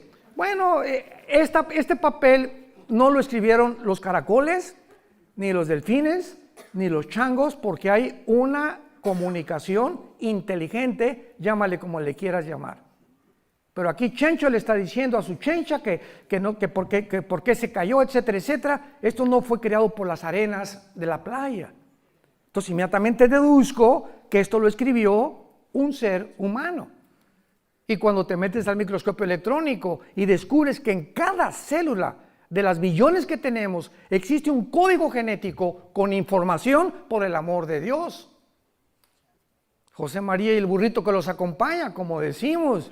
Aquí tiene que haber alguien que pudo en el input, o sea, poner dentro de las células una información, y esa información inteligente no fue accidental, ni se formó de la noche a la mañana. Tiene que haber alguien detrás de eso. Dios entonces nos da las leyes morales. Amarás a tu mujer, no robarás, no fornicarás, no desearás lo que tu prójimo tiene, me amarás con todo mi corazón, etcétera, etcétera, los 10 mandamientos. Ahí están mis leyes morales, representan mi santidad. Yo soy un Dios santo. Si tú respetas mis mandamientos, te voy a bendecir. Y te irá bien en la vida, en todo lo que hagas. Si yo les dijera ahorita a todos ustedes, ¿quién quiere ser feliz? Solamente un loco diría, no, yo no quiero ser feliz. ¿Quién quiere tener paz? ¿Quién quiere que le vaya bien en la vida? Todo el mundo levantaría su mano. La segunda pregunta que te haría sería, ¿quieres pagar el precio? ¿Cuál es? Ser santo en toda tu manera de vivir. Y cuando hablo de la santidad, hablo del corazón, no de la boca para afuera. Porque Dios conoce las intenciones, lo que pensamos y los deseos que tenemos en el alma. Así que cuando nosotros comenzamos a entender qué es el temor de Dios es la conciencia que Dios las 24 horas del día me observa. Sus párpados ven, sus ojos examinan a los hijos de los hombres. Él sabe lo que tú estás pensando ahorita, con qué soñaste, con qué te levantaste, cuando vas en tu carro, todo absolutamente Dios toma nota. Y conforme pasan 3 semanas, Pancho Pantera, yo tenía un plan para él y quería que subiera el siguiente escalón de mi conocimiento. Pancho Pantera se va a tener que esperar 3 meses porque lo tengo que traer primero a hacerlo entender que si sigue en desobediencia va a seguir retrasando su desarrollo espiritual y las bendiciones que tengo para él. El pueblo judío, ¿cuántos esperó? 40 años en el desierto. 40, porque no entendieron. Geométricamente, una línea recta es un punto que te llega a otro y continúa. Un círculo en la geometría es un punto que parte y regresa al mismo lugar. ¿Qué hicieron los judíos 40 años en el desierto? Círculos. Salían y regresaban y nunca avanzaron. Siempre regresaban a lo mismo y a lo mismo, pues se quedaron muertos en el desierto. Y dice 1 Corintios 10, estas cosas sucedieron para nosotros, para que aprendamos que Dios exige, demanda la santidad. Y que seamos entendidos de cuál sea su voluntad. Y finalmente vemos en Romanos capítulo 9, versículo 4, que desde luego Israel tenía que ser la nación a través de la cual naciera el Mesías. Y como el Mesías tenía que ser varón, pues tenía que traer el cromosoma Y. ¿Me van siguiendo? No el X de las mujeres.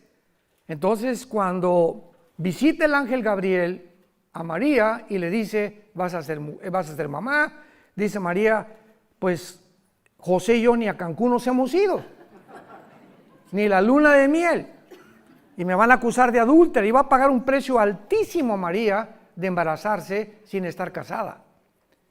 Y a José igual, imaginémonos nada más, José amanece con la pancita, María, oye, ¿qué pasó? ¿El lechero pasó por aquí o qué fue lo que sucedió, no? El ángel también le dice a José, el santo ser que va a nacer va a ser llamado Jesús, que significa, o en Yeshua en hebreo, el Salvador. Entonces, José no podía poner el cromosoma Y en el óvulo de María. José no podía fertilizar el óvulo de María porque el pecado se transmite genéticamente. ¿A través de qué? A través de la sangre. Dice la Biblia, te permito todo menos comer sangre. ¿Cuál misterio tenía la sangre? ¿Y por qué sería la sangre de Cristo la que nos limpiara? Porque la sangre representa la vida. Levítico 11:17, cuando Jesús derramó su sangre, derramó su vida. Dice Levítico 11:17, porque la vida de la carne está en la sangre. Apunta a esto.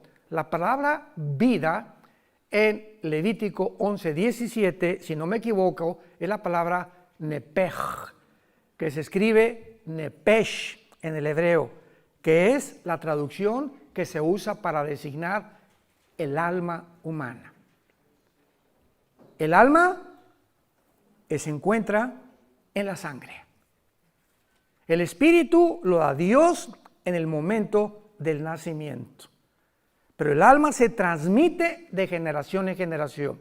Si tú tuviste una abuela bruja hace cierta cantidad de años y se muere la abuela bruja de la familia Pancholín, para poner otro nombre que no vayan a asustarse, entonces el espíritu que estaba en el espíritu de tu abuela va a buscar hijos de tu abuela que tengan la tendencia del ocultismo y la brujería para perpetuar, se llaman espíritus familiares, para perpetuar la brujería en esa familia. Y en esa familia puede haber personas que comiencen a tener disque fenómenos telepáticos o presencias extrañas en su vida, o que lean las cartas, o como un judío hace algunos años que fue a México que doblaba a distancia cucharitas y hacía que se detuviera el reloj, supuestamente con poderes que no existen más que a través de demonios en la mente humana, haciéndonos creer que somos superhombres y que somos diferentes a los demás seres humanos. Entonces, cuando estudiamos profundamente la Biblia, podemos entender tantas cosas que suceden a nuestro alrededor. Ahora, muy bien, el milagro más grande por lo cual nació Israel en el 48, porque recordamos que en el Antiguo Testamento Dios le dijo a Israel: adiós, no me van a volver a ver hasta que yo regrese. Y entre mi ida cuando ascienda al cielo, Oseas 5 y Oseas 6 del 1 al 2, me voy a ir y van a pasar 2 días, que son 2000 años, cuando ustedes, le está hablando a los judíos, me digan Baruch Hashem Adonai Elohim, bendito el que viene en el nombre del Señor. Van a pasar 2000 años, desde que yo me vaya hasta que yo regrese. Entonces, en este periodo de 2000 años, Dios forma otra entidad, que son la que la mayor parte de los judíos no entienden. También muchos guías que tenemos no entienden esto todavía. Ayer me preguntaron: oye, pero ¿por qué si Jesús es judío, no siguen ustedes las fiestas judías? ¿Por qué no hacen por qué no adoran el sábado? ¿Por qué? Porque la iglesia no es Israel. La iglesia es otra entidad que no existía en el Antiguo Testamento. En el Antiguo Testamento el Espíritu Santo al Kodosh bajaba sobre Sansón y le daba fuerzas a Sansón. El Espíritu Santo se iba y Sansón era como cualquier hombre normal. Venía sobre David el Espíritu Santo y escribió el Salmo 22. Dios mío, ¿por qué me has desamparado? Jugaron sobre mis ropas fuertes, mi corazón fue como la cera. Estaba David escribiendo la crucifixión 1000 años antes de que Cristo naciera.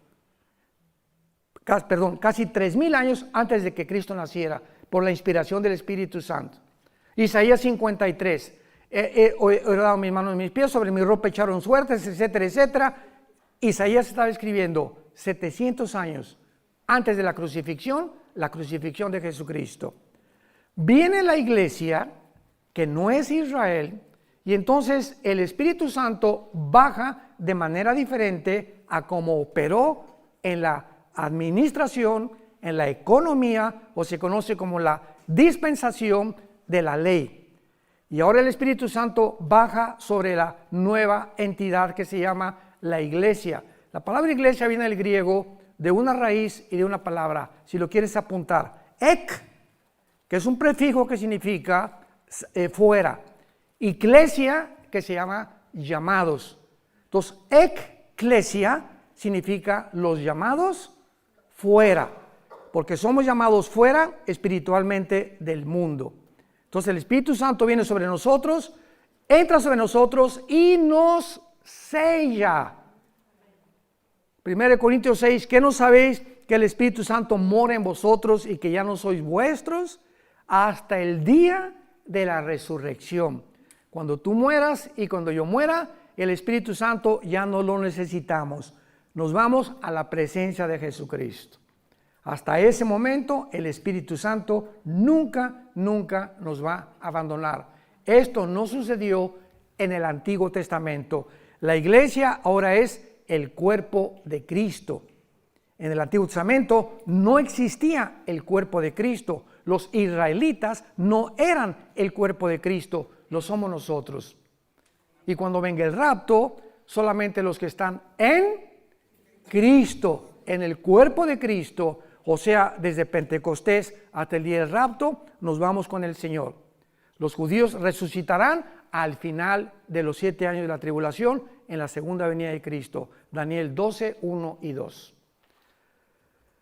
Pero Dios tenía que preparar y avisarnos que ya venía, antes que los judíos. Y se los voy a explicar. Cuando Jesús vino, preparó el Bautista su venida a través de los bautizos. Y comenzó el Bautista a gritar: arrepiéntanse y hagan frutos de arrepentimiento, porque viene alguien que no soy digno de desatar sus zapatos. Juan el Bautista era primo hermano de Jesús. Y Juan el Bautista nació 6 meses exactamente antes que su primo hermano, que Jesucristo. Isabel era parienta de María. Entonces, cuando aparece Jesucristo en el río Jordán, mañana en el río Jordán, Juan el Bautista estaba bautizándolos para arrepentimiento de pecados, preparando el camino, porque habían pasado 400 años sin palabra de Dios. De Malaquías hasta el Bautista, Dios no le había vuelto a hablar a Israel. Entonces nos imaginamos la dureza del corazón, que hasta lo rechazaron y lo crucificaron, porque en 400 años el corazón se les endureció. Tenía que el Bautista venir antes y comenzar a preparar el corazón para que cuando apareciera Jesucristo el terreno estuviera flojo. Yo no puedo sembrar en un terreno donde está dura la tierra. Tengo que meter un asadón y rascarle para aflojar la tierra y aventar la semilla y pueda crecer.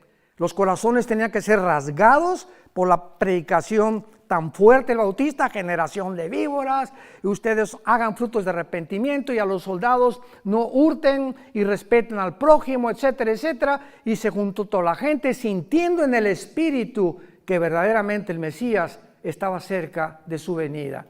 Entra Jesucristo y dice Juan el Bautista: ese es el Cordero de Dios. ¿Por qué dijo el Cordero de Dios? Porque el Cordero era lo que todos los judíos sacrificaron en el día de la Pascua, desde Éxodo capítulo 2. Entonces, Dios tenía que preparar a Israel, y si Dios iba a regresar con Israel, en el 48 vino la resurrección nacional. Veamos ahora rápidamente la preparación de Dios para que en el 48 no surgió accidentalmente una nación formada en un día, el 14 de mayo. Veamos cómo desde el siglo XVIII, desde el siglo XIX, comienza Dios a levantar y preparar el camino, porque Dios nunca hace nada sin antes preparar. Tú no eres ingeniero sin preparación. No eres psicólogo sin preparación.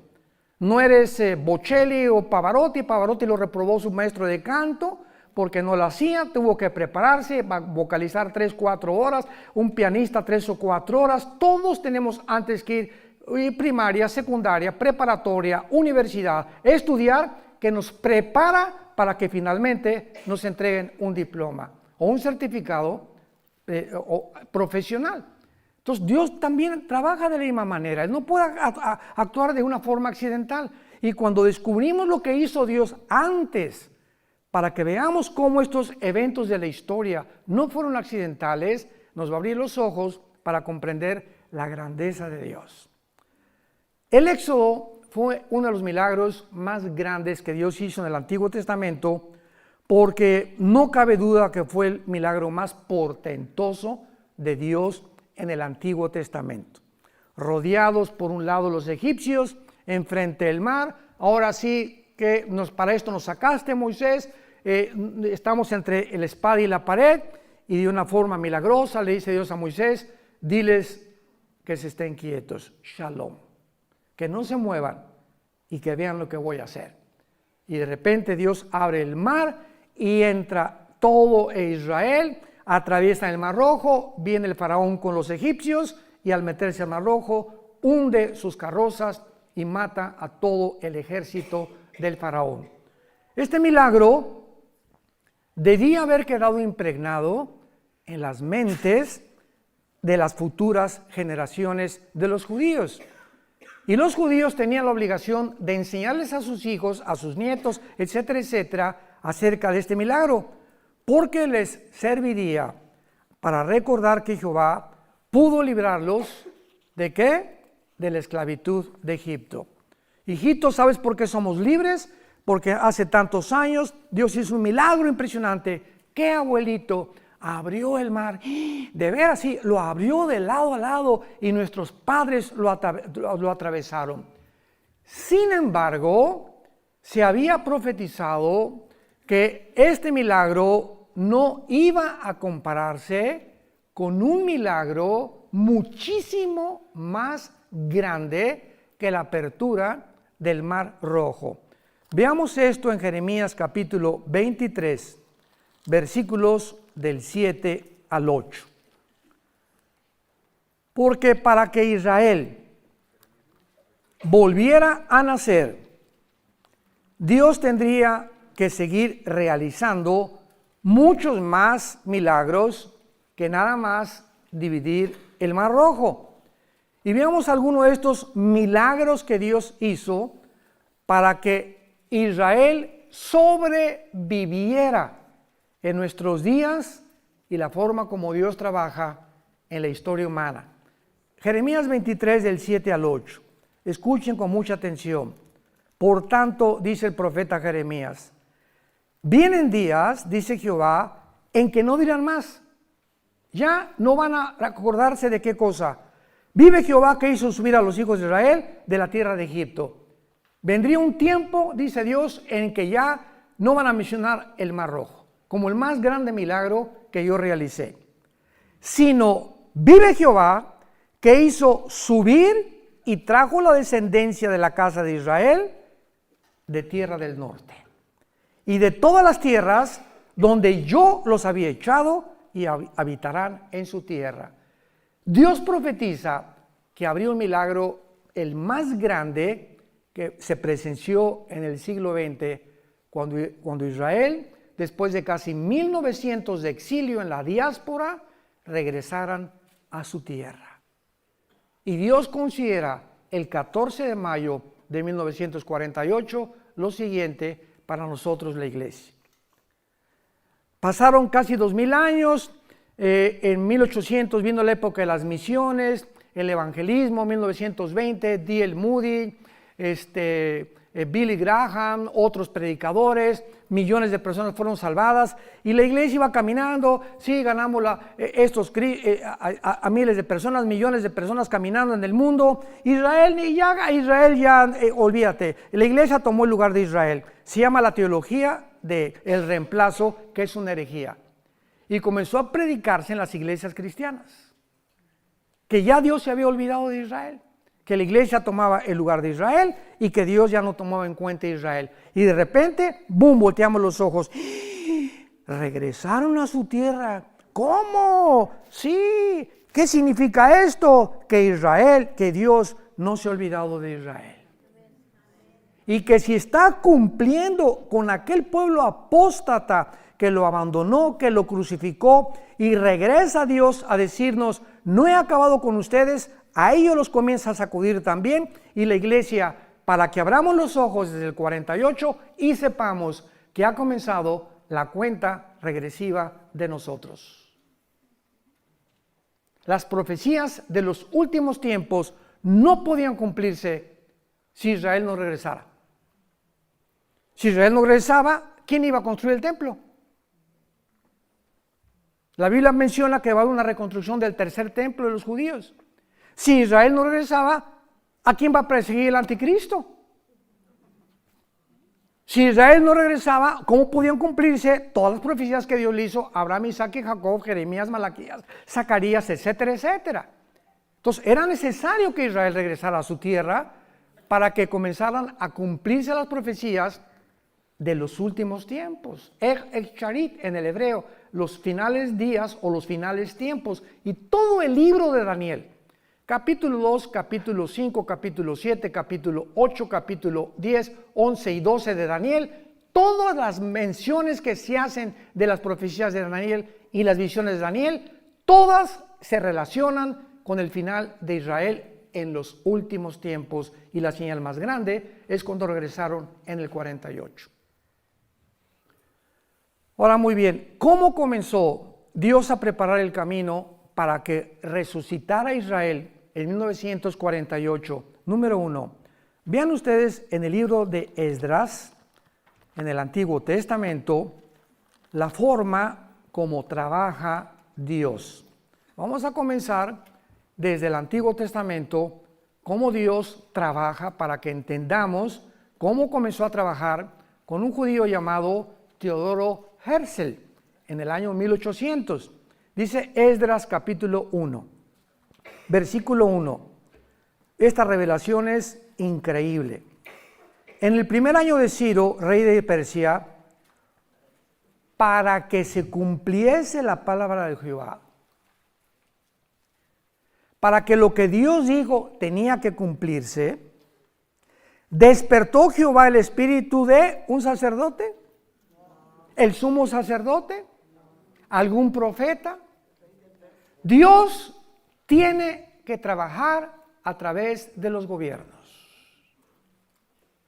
Despierta al rey de Persia, que es actualmente Irán, porque hasta 1935 Irán se llamaba Persia y se le cambió el nombre a República de Irán.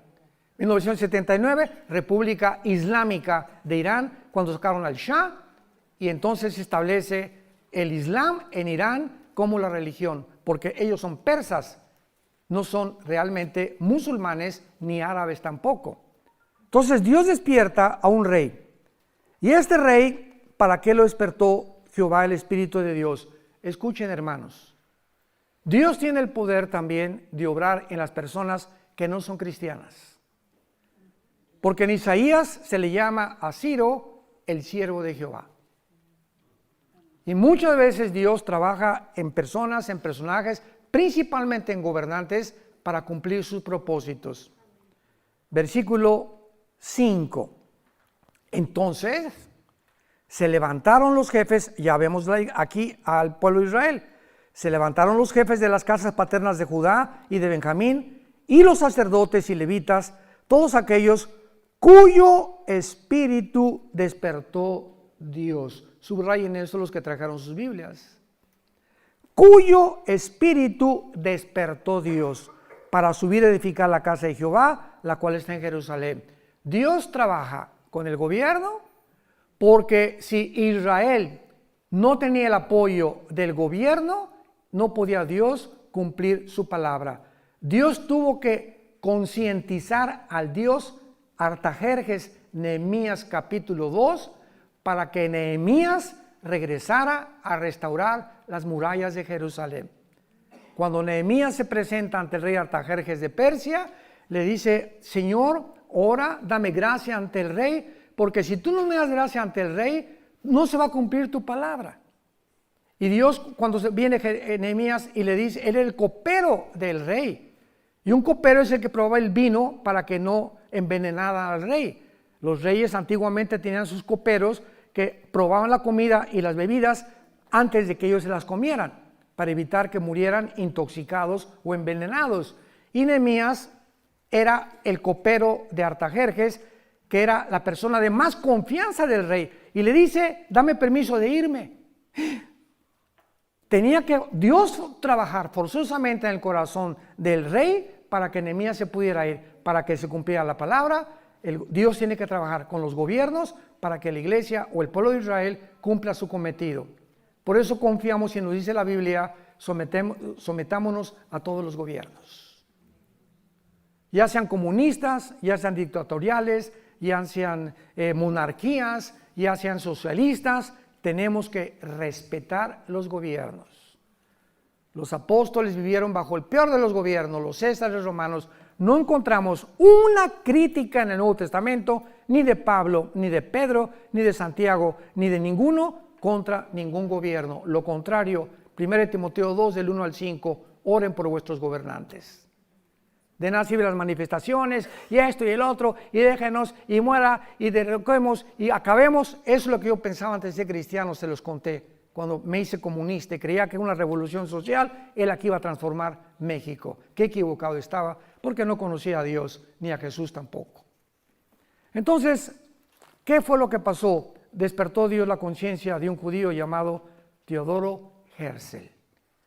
Y vemos nosotros que en el año 1800, más o menos me dijo Isaac, eran como el 90, bueno, entre 85 y 90, este judío lo despierta el Espíritu Santo y comienza él a soñar que Israel ya tenía que regresar a su tierra. Y a principios del siglo XX, entramos al siglo XX, no había ninguna señal que pareciera indicar que Jesús regresara. Al comenzar el siglo XX no había ninguna señal que pudiera decir, nos encontramos en los tiempos finales.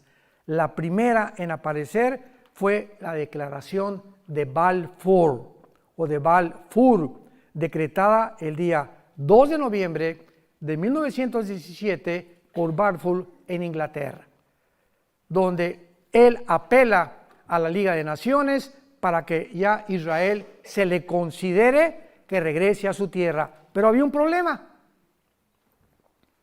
¿Cuál es el problema para que regresara Israel a su tierra? Pues que el Imperio Otomano Turco, durante 500 años aproximadamente, gobernó el Medio Oriente.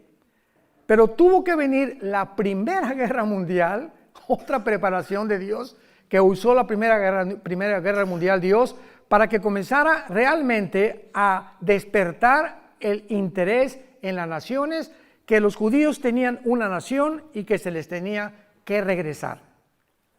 En 1917 Palestina incluía al Israel moderno y a Jordania, pero en 1923 el general Allenby, inglés, entra a Egipto y derrota al Imperio Otomano. Entonces, de 1923 a 1900 aproximadamente 48, los ingleses dominaban el Medio Oriente, junto con los franceses. Y cuando llega el holocausto de los nazis, ¿qué hizo Satanás? Se acercan las profecías, porque aunque no las conoce todas, él sabe que le queda poco tiempo, dice Apocalipsis. Entonces, al ver todas estas cosas y estos puntos que Satanás, con muchísima más sabiduría que nosotros, hasta ahorita lo podemos comprender nosotros, se da cuenta que Israel está cerca de poder regresar a su tierra. Y si regresaba a su tierra, estaba marcado ya el destino de Satanás y sus ángeles caídos. ¿Y qué hace Satanás? Levanta a Adolfo Hitler. Vean ustedes, los que son historiadores y a los que les interesa la naturaleza humana, o psicólogos o psiquiatras, o como les quieras llamar. No existe ningún psicólogo, ningún psiquiatra, ningún historiador que pueda decirnos y contestar esta pregunta. Síganme con cuidado. ¿Por qué Adolfo Hitler, teniendo a Stalin de amigo, un país comunista, teniendo a Mussolini y teniendo a Japón de amigos, Adolfo Hitler, y teniendo enemigos a Inglaterra, a Rusia, a Canadá y Estados Unidos, ¿por qué Adolfo Hitler? Vean qué locura. ¿Cómo es posible que sus más grandes enemigos eran Rusia, era Inglaterra, Canadá, Estados Unidos? ¿Por qué se concentra de repente en un grupito de personas étnicas llamados judíos? No tienen tierra, no tienen armas, no tienen ninguna oportunidad de sobrevivir. ¿Por qué se concentra en ellos con tanto odio? Esto nos demuestra una vez más el plan perfecto de Dios. ¿Qué hizo que Hitler le llamara la solución final? ¿Por qué torturarlos en Auschwitz y en campos de concentración a más de 6 millones? Obsesionado. Tengo que acabar con estos que se llaman judíos. ¿Quién produjo este odio jarocho? En Adolfo Hitler, claro que Satanás. Así es. ¿Y por qué Satanás produjo esto? Porque vuelvo a repetir, él sabía que si no se comenzaban a eliminar a los judíos, las profecías tenían que cumplirse. Y eliminó a 6 millones. Dios no permitió que eliminara a todos los judíos. Los judíos sobrevivieron el holocausto. Y esta fue otra de las señales que Dios mandaba al mundo. Si Hitler los hubiera exterminado, no existiría la nación de Israel. Vean cómo a través de los eventos de la historia podemos ver la mano de Dios desde arriba. Dios le ha dado libertad al ser humano, pero Dios es el que controla el destino de la historia humana. Que parecen contradicciones, ¿verdad? A pesar de que Dios nos ha dado la libertad y el libre albedrío, al mismo tiempo Dios tiene el control del final de la historia humana. Y la historia humana va a terminar exactamente como Dios lo estableció. Entonces, no hay duda que los eventos de 1917 marcaron el inicio del regreso de Israel. Pero veamos algunas otras cosas más, aparte de que se previno el genocidio nazi. Cuando llegan los ingleses, todo lo que es el Medio Oriente no estaba como está ahorita. No está como está ahorita. Vean ustedes en Lucas. Esto es increíble y maravilloso. ¿De qué forma Dios comienza a organizar el Medio Oriente para que nazca Israel? Lucas 21, versículo 29 al 32. Y con esto terminamos. También les dijo una parábola. Vean con mucha atención la Biblia. Mirad la higuera y, si leen Mateo 24, nada más dice la higuera. Pero Lucas agrega y los árboles. Y hemos hablado y nos hemos desgastado en demostrar que la higuera es Israel. Porque el día anterior Jesús maldice una higuera. Y le dice, no volverás a tener fruto. Está maldiciendo simbólicamente a la nación de Israel. Entonces, si la higuera representa un árbol, ¿qué representan todos los árboles? Pero aquí el Espíritu Santo nos fija nuestra atención en no solamente ver la higuera, sino que dice, y todos los árboles. Cuando ya brotan, viéndolo, saben por sí mismos que el verano está cerca. Así también ustedes cuando vean estas cosas, sepan que el reino está cerca. De cierto les digo, no pasará esta generación hasta que todo esto acontezca. Los ingleses y los franceses se formó el Medio Oriente, todo junto con Israel, en menos de 15, 20 años, tal como lo conocemos actualmente para que naciera Israel. Escuchen esto ustedes, Afganistán se forma en 1919, Egipto 1922, Arabia Saudita 1932, Persia o Irán 1935, el Líbano 1943, Siria y Jordania 1946, Israel 1948. En menos de 30 años, en el siglo XX, se independizan y se forman las naciones que forman actualmente el Medio Oriente y que tenían que existir para que Israel resurgiera y renaciera y resucitara, y estas naciones alrededor se convertirían en sus más acérrimos enemigos. Formaba parte del plan de Dios, porque en el 48 vienen las naciones árabes a atacarlos, los judíos nombran a David Ben Gurión presidente de Israel, Estado soberano libre, y al otro día, el 15 de mayo, a las 6 de la mañana, los atacan los árabes. Aún con el permiso de la Liga de las Naciones, que no eran las Naciones Unidas. 1956 viene otra guerra, el 67, vamos a hablar de ello, es la guerra más milagrosa de la historia, de acuerdo al general Schwarzkopf, que fue el presidente de la cadeta de militares West Point y que fue el general de la guerra del Golfo Pérsico, que dirigió todos los ejércitos, 29 ejércitos contra Saddam Hussein para sacarlo de Kuwait. El general Schwarzenegger dice en su libro, en sus memorias: en la historia de la milicia y de las guerras nunca ha habido una guerra tan milagrosa como la guerra de 1967, la guerra de los 6 días. Y le preguntaron ¿por qué? Y contestó ahí en su libro el general Schwarzkopf, y dice así: porque los israelitas tenían 12 a la 15ª potencia de salir vivos. ¿Conocen ustedes lo que se llama la ley de las probabilidades? Aquí seremos 300 personas. Pregunta, para que podamos entender y terminamos en este momento. Si nos rodea, somos 300 personas. Si nos rodea un ejército de 5,000 soldados, con metralladoras, y tenemos nosotros 20 rifles. Dentro de las leyes de las probabilidades, ¿cuántas tendríamos de salir vivos? Ninguna. Son las mismas probabilidades que en junio de 1967 los rodearon 22 millones de árabes a los judíos, dirigidos por el presidente Nasser de Egipto. Se comunicó con el presidente de Líbano, de Siria e Irak. Al final el rey Hussein lo engañaron que iban ganando, y se involucra Jordania también, 5 naciones árabes, sobrepasando de una forma espectacular a los judíos. Los judíos en 6 días toman los aviones. Hasta ahorita son los mejores pilotos del mundo.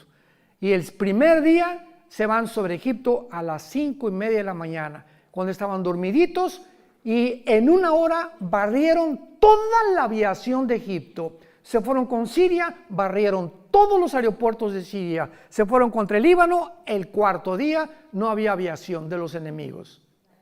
¿Por qué? Porque desde el aire se pelean las batallas con la oración. Esto todo es un símbolo increíble del cristianismo. Y ya que habían acabado desde el aire con todos los aviones, se subieron a los tanques de guerra. Y era una desarticulación de todos los ejércitos, que en 6 días a 22 millones, casi de 5 naciones árabes, las vencieron. ¿Saben por qué ganaron en 6 días? Porque el 7º tenían que descansar. Hasta con eso, esto es increíble. Cuando uno se traslada y uno comienza a ver, como ahorita estamos en Israel y vemos todas las maravillas y no comprendemos su historia, no nos podemos maravillar tanto como en estas noches. Mañana nos vamos a maravillar más, porque estamos descubriendo que Dios demuestra a través de la nación que Él existe. ¿Por qué escogió Dios Israel? Porque es la evidencia más grande de la historia de la existencia del Dios Todopoderoso que tú y yo servimos a través de su Hijo Jesucristo. Amén. Te damos gracias, Señor, por tu palabra en esta noche. Gracias, Señor, por dejarnos escrito estas maravillosas revelaciones y hacernos comprender que eres un Dios de orden, eres un Dios de diseño, que has escogido la historia para escribirla, para que nosotros recurramos a las Sagradas Escrituras y podamos descubrir, mediante la guía del Espíritu Santo, las verdades escondidas. Porque tu palabra dice en Colosenses 2 que en Cristo están escondidos todos los tesoros de la sabiduría y del conocimiento. Y si tenemos a Cristo entre nosotros, su sabiduría y este conocimiento, Él quiere cada día impartirnos más y más y más. Porque el camino del justo es como la aurora, que va en aumento hasta que el día es perfecto. Pero muchos pueden detener este crecimiento y esta madurez por pecados no confesados, por creer que el mundo nos puede ofrecer cosas más bellas y con mejores valores que la palabra de Dios. Como dice Salomón en el capítulo 3 de Proverbios: adquieran sabiduría e inteligencia, porque vale más que los diamantes, que las joyas, que las perlas, porque los diamantes compran realmente las cosas materiales, pero la sabiduría te hace vivir en bienestar con tu esposa, con tus hijos, y la sabiduría te va a enseñar a qué cosas en la vida debes dedicar tu existencia.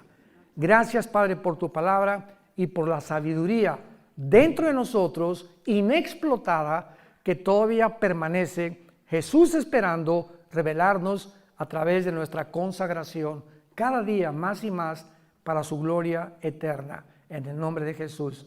Amén.